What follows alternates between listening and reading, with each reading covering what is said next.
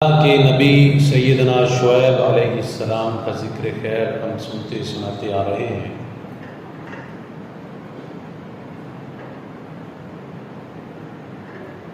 اللہ تعالیٰ نے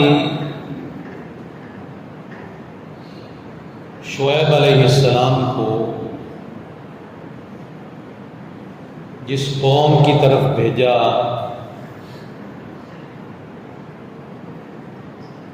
اس قوم کی ایک بہت بڑی جس گناہ میں ملوث تھی اکثریت،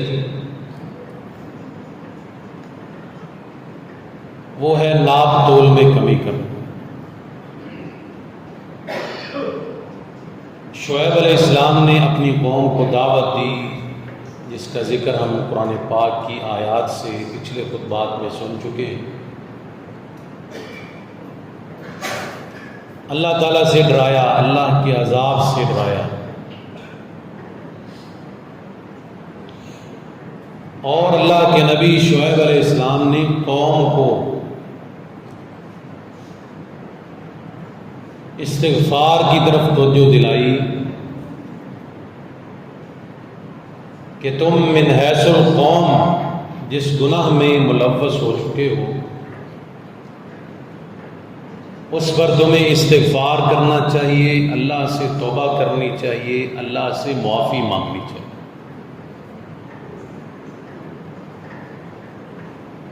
وَاسْتَغْفِرُوا رَبَّكُمْ ثُمَّ تُوبُوا إِلَيْهِ،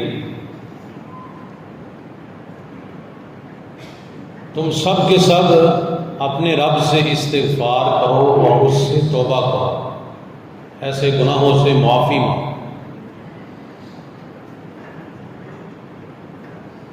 لیکن قوم کیا جواب دے رہی ہے؟ قوم کہتی ہے یا شعیب ما نفقہ کثیرا مما تقول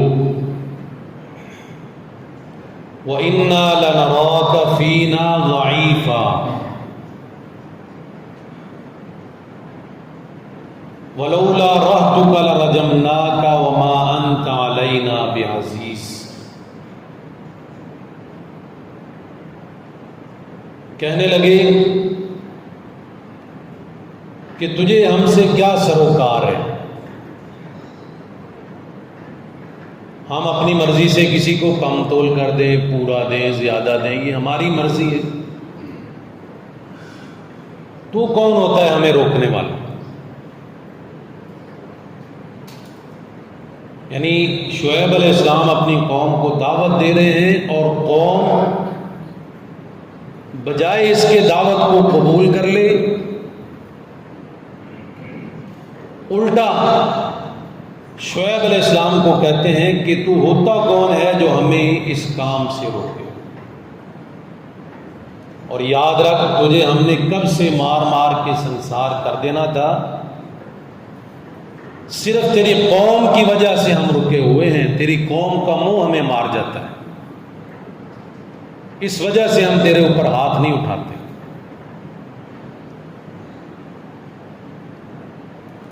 وَمَا أَنْتَ عَلَيْنَا بِعَزِيزٍ، اور تو کوئی ایسا شخص بھی نہیں ہے جو ہمارے اوپر غلبہ پا سکے، کمزور ہے، ہم طاقتور ہیں۔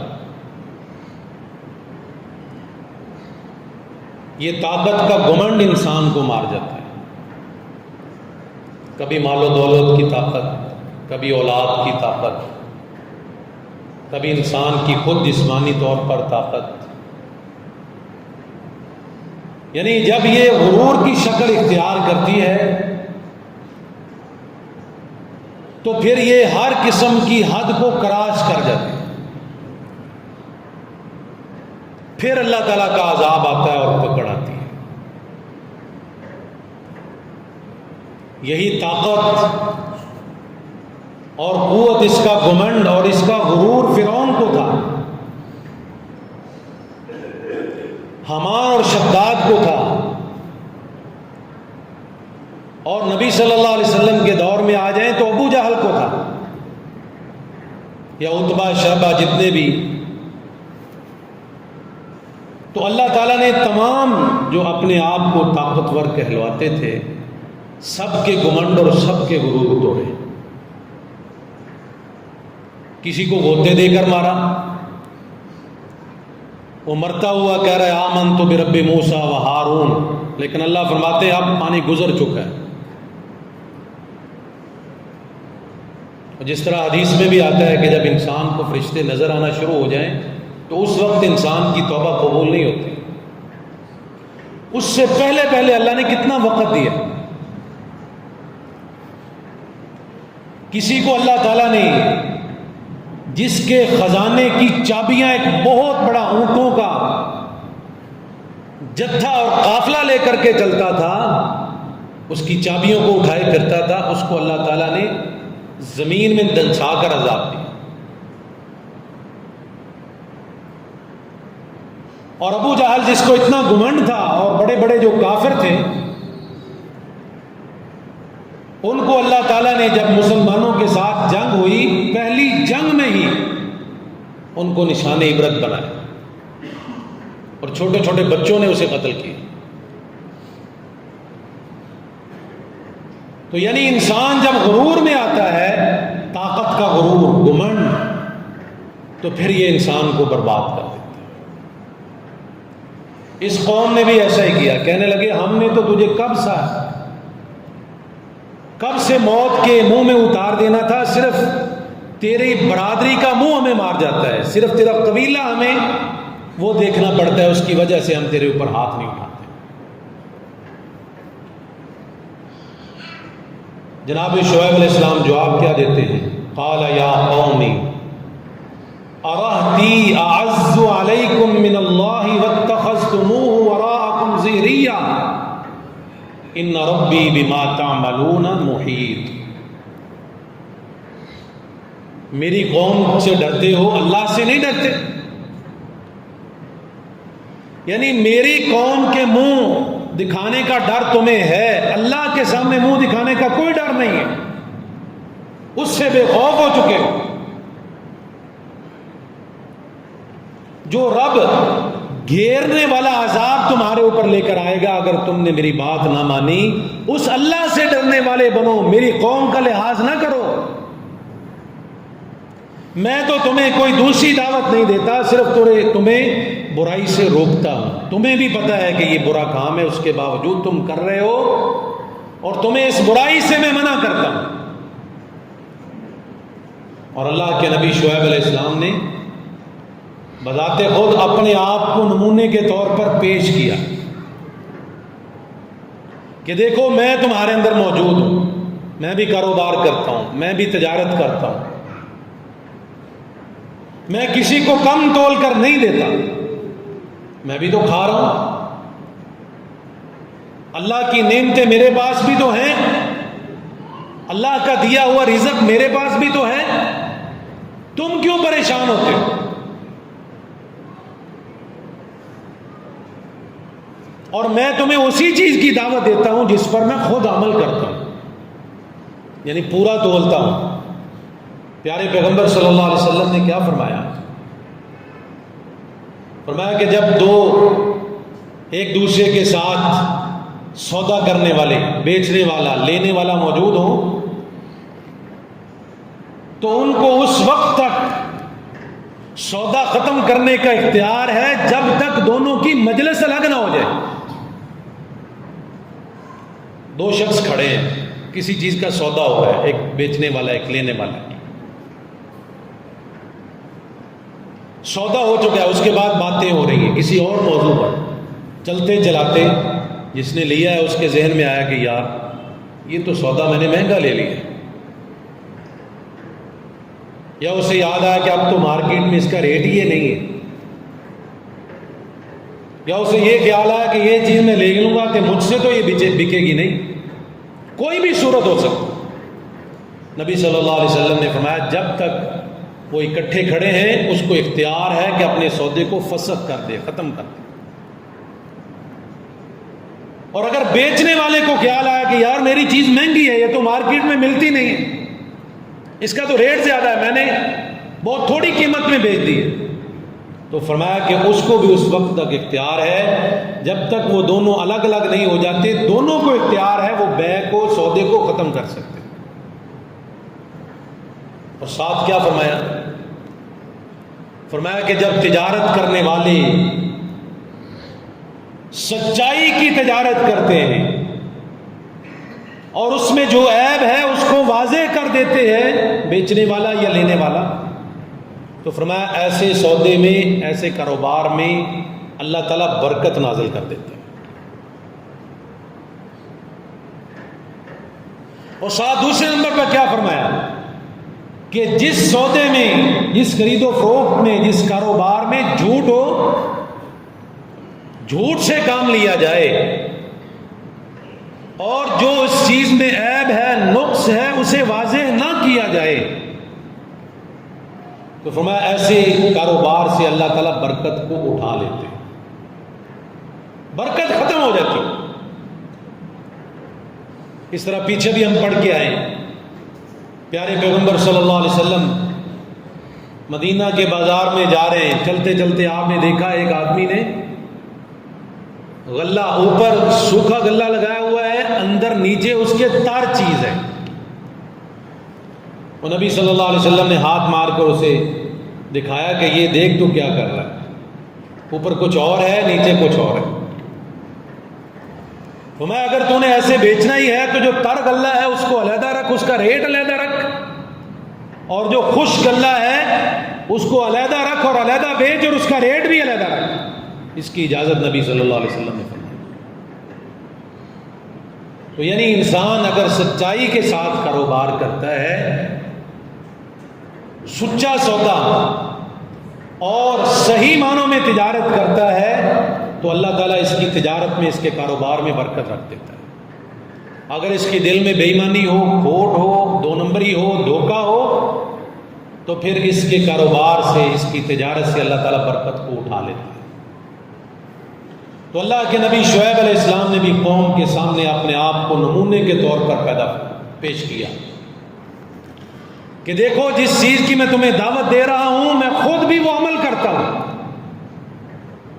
اور نبی صلی اللہ علیہ وسلم نے کیا فرمایا کہ جو انسان دنیا میں نیکی کی دعوت دیتا ہے اور برائی سے منع کرتا ہے، اگر وہ خود اس عمل سے نہیں رکتا اور وہ خود وہ نیک عمل نہیں کرتا، تو قیامت والے دن اس کا حشر کیا ہوگا؟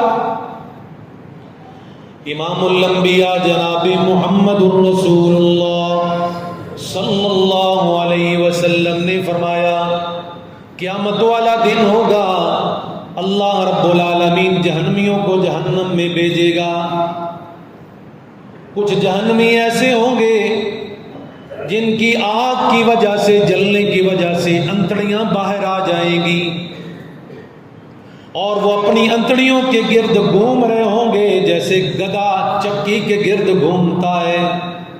مثال پیش فرمائی اللہ کے نبی صلی اللہ علیہ وسلم، فرمایا وہ اپنی انتڑیوں کے گرد ایسے گھومتے ہوں گے جیسے گدھا چکی کے گرد گھومتا ہے۔ لوگ اس کے گرد جہنمی بھی جمع ہو جائیں گے ان کے پاس، اور کہیں گے، پہچان کر کہیں گے، تم تو وہی لوگ ہو جو ہمیں نیکی کی دعوت دیتے تھے، برائی سے منع کرتے تھے۔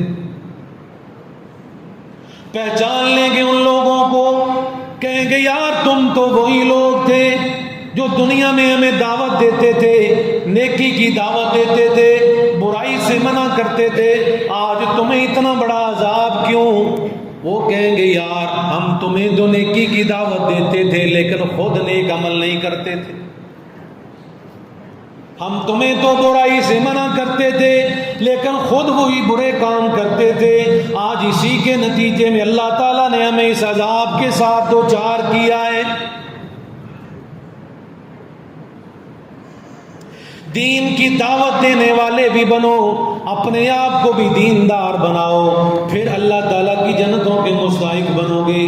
دونوں طرح، جس طرح حضرت شعیب علیہ السلام نے اپنا نمونہ پیش کیا کہ تم میری پچھلی زندگی کو دیکھ سکتے ہو، میں نے جتنے سال تمہارے اندر زندگی گزاری، میں نے جتنا بھی عرصہ تمہارے اندر گزارا، اس میں میں نے کبھی کسی کے ساتھ دو نمبری نہیں کی، ڈنڈی نہیں ماری، ناپ تول میں کمی نہیں کی۔ تم یہ کام کرتے ہو، کپڑا ماپنے لگتے ہو تو جلدی جلدی میں کچھ نہ کچھ رکھ جاتے ہو، چھپا جاتے ہو، جناب کوئی چیز تول کر دیتے ہو تب بھی ناپ میں کمی کر دیتے ہو، ناپ تول میں کمی کرتے ہو۔ ان چیزوں کے ساتھ تمہارے رزق میں اضافہ نہیں ہوگا، اور میں تمہیں بتاتا ہوں کس چیز کے ساتھ اللہ تعالیٰ برکت دیتے ہیں، وہ ہے صحیح معنوں میں صحیح تول کر دینا، ناپ تول پورا پورا کرنا۔ شعیب علیہ السلام نے جب یہ قوم کو دعوت دی، وَيَا قَوْمِ اعْمَلُوا عَلَىٰ مَكَانَتِكُمْ إِنِّي عَامِلٌ سَوْفَ تَعْلَمُونَ مَن يَأْتِيهِ عَذَابٌ يُخْزِيهِ وَمَنْ هُوَ كَاذِبٌ فَارْتَقِبُوا إِنِّي مَعَكُمْ رَقِيبٌ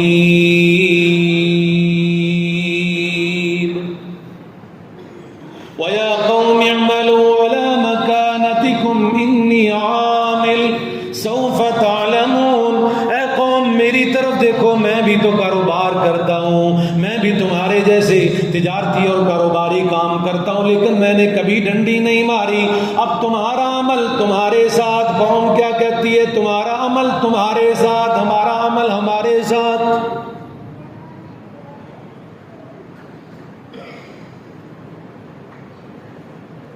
من یأتیہ عذاب یخزیہ، اللہ کے نبی شعیب علیہ السلام فرماتے ہیں ختم کر دینے والا عذاب تمہارے اوپر آئے گا اگر میری بات نہ مانی۔ وَمَنْ هُوَ كَاذِبٌ وَارْتَقِبُوا إِنِّي مَعَكُمْ رَقِيبٌ، پھر پتہ چلے گا سچے تم ہو یا میں سچا ہوں، جھوٹے تم ہو یا میں جھوٹا ہوں۔ وَارْتَقِبُوا إِنِّي مَعَكُمْ رَقِيبٌ، تم بھی انتظار کرو اللہ کے عذاب کے آنے کا، اور میں بھی تمہارے ساتھ منتظر ہوں کہ کب اللہ کا عذاب آتا ہے۔ اور پھر یہ اللہ کا قانون ہے کہ جب نبی اللہ سے درخواست کر دے کہ یا اللہ اس قوم پر عذاب نازل کر دے، پھر اللہ کے عذاب کا کوڑا اس قوم پر برستا ہے، اللہ کا عذاب اس قوم پر نازل ہوتا ہے۔ اللہ تعالیٰ نے سورہ اعراف میں بیان فرمایا ان کو ہم نے زلزلے کا عذاب دیا، اور ایک اور جگہ پر اللہ تعالیٰ نے فرمایا وَلَمَّا جَاءَ أَمْرُنَا نَجَّيْنَا شُعَيْبًا وَالَّذِينَ آمَنُوا مَعَهُ بِرَحْمَةٍ مِّنَّا وَأَخَذَتِ الَّذِينَ ظَلَمُوا الصَّيْحَةُ فَأَصْبَحُوا فِي دِيَارِهِمْ جَاثِمِينَ۔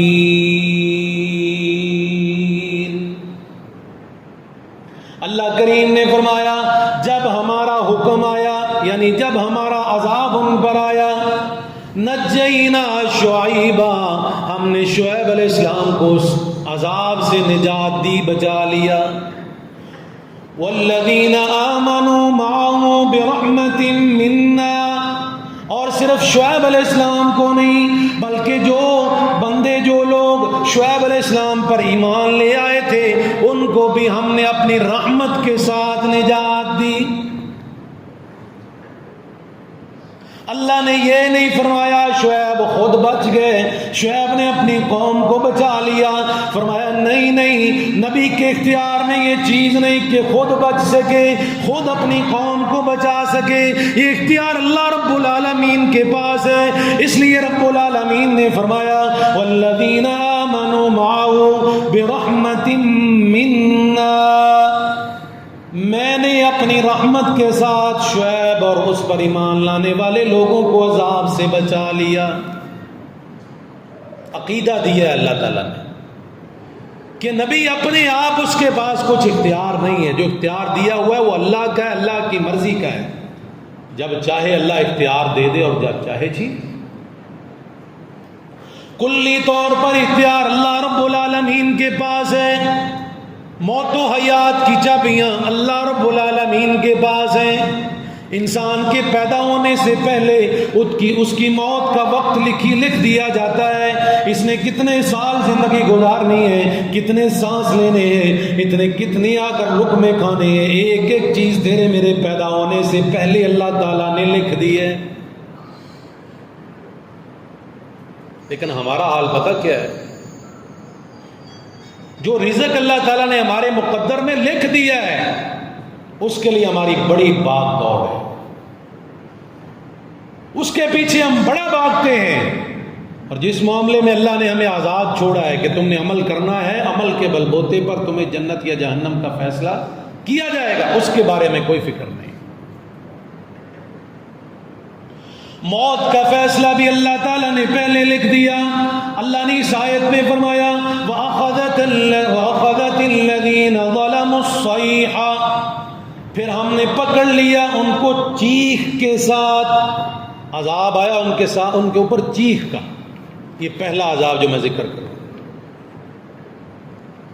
وَأَخَذَتِ الَّذِينَ ظَلَمُوا الصَّيْحَةُ فَأَصْبَحُوا فِي دِيَارِهِمْ جَاثِمِينَ، اور انہوں نے صبح اس حالت میں کی کہ جیسے وہ اپنے گھروں میں آئے نہیں تھے، یہاں بسے ہی نہیں تھے، اس حالت میں وہ مرے پڑے تھے، اس حالت میں وہ عذاب کے ساتھ دو چار تھے۔ اللہ نے ان کے اوپر چیخ کا عذاب نازل کیا۔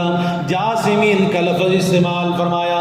سورہ اعراف میں اللہ تعالیٰ نے زلزلے کا ذکر فرمایا، اس قوم پر دوسرا عذاب کیا آیا۔ اللہ تعالیٰ نے سورہ شعراء میں فرمایا فَكَذَّبُوا فَأَخَذَهُمْ عَذَابُ يَوْمِ الظُّلَّةِ، اللہ نے فرمایا ہم نے ان کے جھٹلانے پر ان کو ذلہ عذاب سے پکڑ لیا،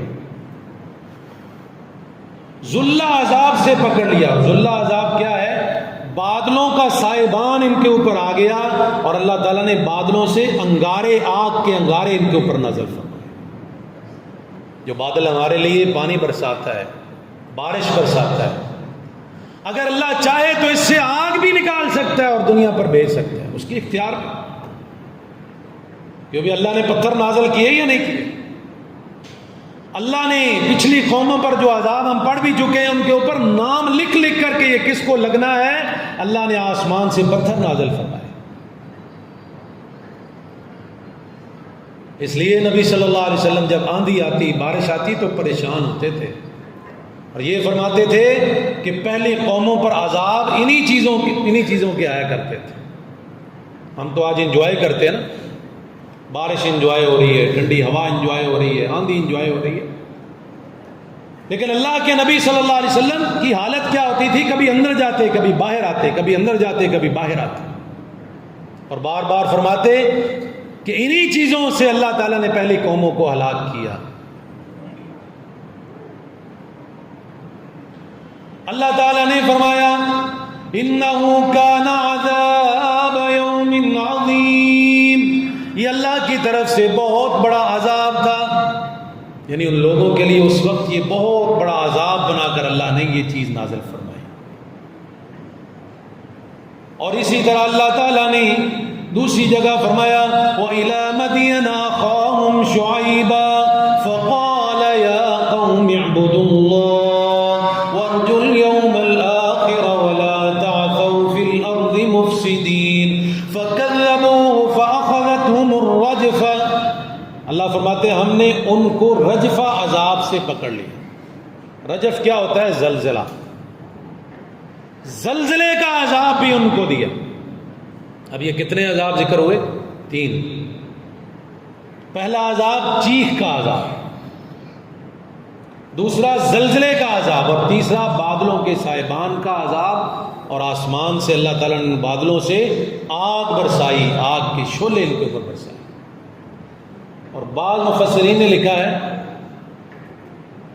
یہ اس قوم پر عذاب اسی طرح کہ اللہ تعالیٰ نے نازل فرمائے جس طرح سے انہوں نے اپنے نبی شعیب علیہ السلام کا مذاق اڑایا تھا۔ یعنی وہ یہ کہتے تھے کہ ہم تجھے بستی سے باہر نکال دیں، ہم تجھے رجم کر دیں گے اگر تیری قوم کا ہمیں ڈر نہ ہوتا۔ تو اللہ تعالیٰ نے جس طرح وہ بستی سے باہر نکالنے کا گستاخانہ جملہ انہوں نے نبی کے بارے میں بولا، تو اللہ تعالیٰ نے اسی زمین میں انہیں دنسا دیا کہ زمین تمہاری نہیں ہے، زمین تو اللہ کی ہے، جب چاہے جس کو چاہے جہاں پر مرضی پکڑ لے، اس کا اختیار ہے۔ اللہ کے حکم سے کھل بھی جاتی ہے، پوری پوری بستیاں اندر چلی جاتی ہیں، اور پھر اللہ اوپر سے اس کو بند بھی کر دیتا ہے۔ یہ رب کے اختیار میں ہے۔ اگر اللہ تعالیٰ نے مہلت دی ہے تو اس سے فائدہ اٹھاؤ، آج بھی اگر پیارے پیغمبر صلی اللہ علیہ وسلم کی ہمیں دعا نہ ہوتی تو ہم بچتے نہ. یہ اللہ کے نبی کی دعا ہے کہ یا اللہ میری پوری امت کو ایک ہی عذاب میں ختم نہ کر دینا، اس کو قیامت تک باقی و ساقی رکھنا. وگرنہ ہمارے اندر کوئی ایسی چیز نہیں ہے جو ہمیں عذاب سے بچا سکے. اللہ تعالیٰ نے قرآن حکیم میں فرمایا کہ اگر ہم ان لوگوں کو ہر ایک گناہ پر پکڑنا شروع کر دیں تو ان میں سے کوئی ایک بھی باقی نہ بچے. یہ تو اس کی مہربانی ہے، اس کا کرم ہے، اس کی عطا ہے، اس کی صفت رحمت کا یہ ہم جو وجود دیکھ رہے ہیں کہ اس اللہ نے ہمیں باقی بھی رکھا ہوا ہے، ہمیں صحت بھی دیے ہوئے ہے، وہ اللہ تعالیٰ ہمیں مال و دولت بھی یہ دیے ہوئے ہے، آسائشیں بھی ہمارے پاس ہیں، نعمتیں بھی ہمارے پاس ہیں، اولاد بھی اللہ نے دے رکھی ہے، عزت اور شرف بھی اللہ تعالیٰ نے دے رکھا ہے. یہ اس کی مہربانی ہے، وگرنہ ہمارے اندر کوئی ایسا عمل نہیں ہے. ہم بیکار ہیں، ہم ان قوموں سے زیادہ گناہ گار ہیں، ہم ان قوموں سے زیادہ گناہ میں آگے نکل چکے. یہ نبی صلی اللہ علیہ وسلم کی امت ہونے کی وجہ سے آج اللہ تعالیٰ نے یہ شرف اور مقام دیا ہے، تو اس شرف کو سمجھیں، اس مقام کو سمجھیں. کنتم خیر امت اخرجت للناس، اللہ تعالیٰ نے اس امت کے بارے میں فرمایا کہ یہ سب سے زیادہ خیر والی امت ہے.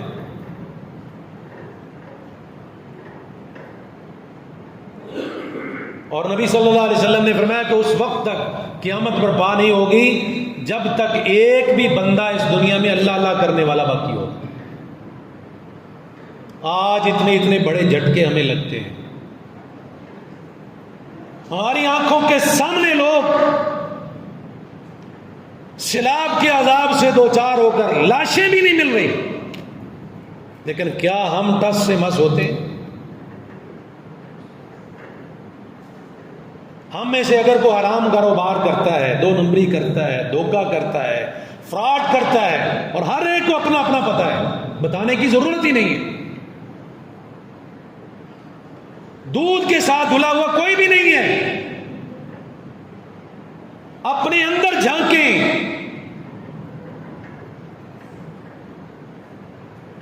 وہ کہا تھا نا بلے شاہ نے آسمانی اڑدیاں پھڑنا ہے، کبھی اپنے آپ انہوں پھڑیا ہی نہیں.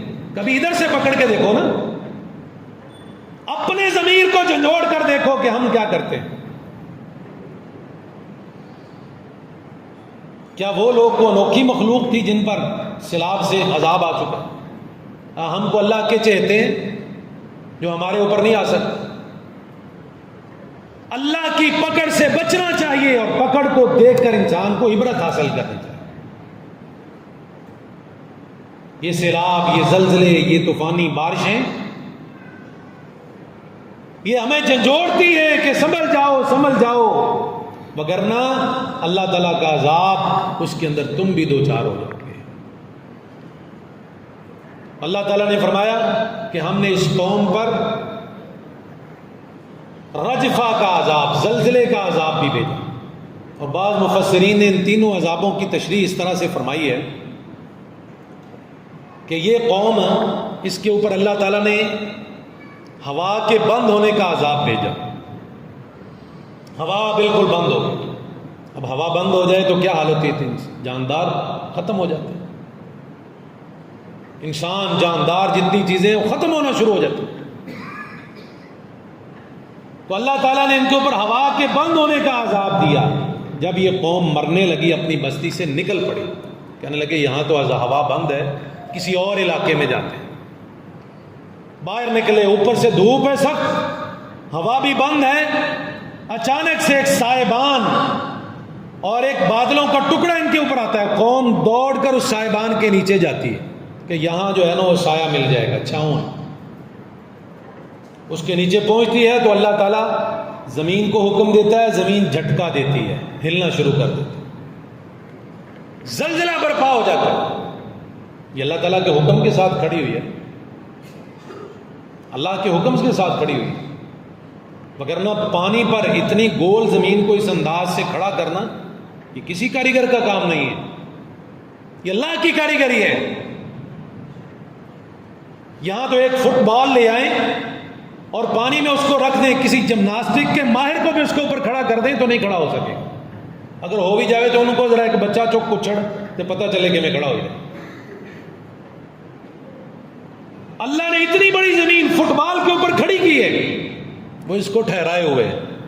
ایک ہی وقت میں اس کے اوپر کتنے کتنے جھٹکے لگتے ہیں، رن ویز کے اوپر کتنے کتنے جہاز اتر رہے ہیں، کتنا جھٹکا لگتا ہے.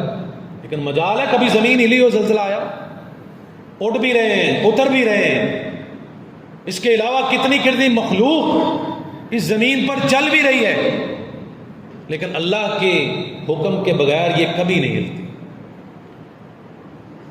اور اللہ اس کو ہلائے گا قیامت کے قریب. اذا زلزلت الارض زلزالها، اللہ فرماتے ہیں یہ زمین ہم اس کے اوپر زلزلہ پیدا کریں گے. واخرجت الارض اثقالها، اور یہ اپنے اندر کی ساری جو معدنیات ہیں، چیزیں ہیں، خزانے ہیں، سارے کے سارے لا کر باہر رکھ دے گا. وقال الانسان ما لها، انسان کہے گا کیا ہو گیا اس زمین کو. سورہ حج کا شروع اللہ تعالیٰ نے اس بات سے فرمایا، یا ایھا الناس اتقوا ربکم ان زلزلۃ الساعۃ شیء عظیم. اے لوگو، قیامت کے بہت بڑے زلزلے سے اللہ سے ڈرنے والے بن جاؤ. وہ زلزلہ بہت بڑا ہوگا. کیسا زلزلہ ہوگا؟ اللہ نے آگے اس کی کچھ وضاحت بھی بیان فرمائی. یوم ترونها تذهل كل مرضعة عما ارضعت وتضع كل ذات حمل حملها وترى الناس سكارى وما هم بسكارى ولكن عذاب الله شديد. اللہ فرماتے ہیں اس دن لوگ زلزلے کے اندر ایسے مدہوش ہوں گے جیسے انہوں نے نشہ کیا ہو. حالانکہ کوئی نشہ نہیں کیا ہوگا. یہ اللہ کے عذاب کی سختی ہوگی اور حاملہ عورت اپنے حمل کو گرا دے گی. اتنا یہ سخت اللہ تعالیٰ کا عذاب ہو، زلزلہ ہو. تو میرے بھائیوں، اس دن کے آنے سے پہلے پہلے میں اور آپ اپنا اپنا محاسبہ کریں. پہلے قوموں کا ذکر، ان کے اوپر آنے والے عذابوں کا ذکر، ان کے گناہوں کا ذکر اور ان کو سمجھانے والے انبیاء کی دعوت و تبلیغ کا ذکر اللہ تعالیٰ نے قرآن حکیم میں اسی لیے فرمایا ہے تاکہ یہ قوم سمجھنے والی بن جائے. وگرنہ پہلے جتنی قوموں پر بے شک کتابیں نازل ہوئیں، اس انداز کے ساتھ اللہ نے واقعات ان کی کتابوں میں ذکر نہیں فرمائے. جو ہمیں اللہ تعالیٰ نے کتاب دی، جو لاریب کتاب ہے قرآن حکیم کی شکل میں، اس میں اللہ تعالیٰ نے باقاعدہ پچھلے واقعات کو قلم بند کیا، اس لیے تاکہ یہ قوم ان گناہوں سے بچنے والی بن جائے. اگر یہ قوم ان گناہوں میں ملوث ہوگی تو پھر ان کو بھی اللہ کے عذابوں سے بچانے والا کوئی نہیں ہوگا. اللہ کا عذاب کا کوڑا ان کے اوپر بھی برس سکتا ہے. اللہ تعالیٰ سے دعا ہے اللہ تعالیٰ مجھے اور آپ سب کو صحیح معنوں میں سمجھنے کی، عمل کرنے کی توفیق دے. سبحانک اللہم و بحمدک، اشہد ان لا الہ الا انت، استغفرک.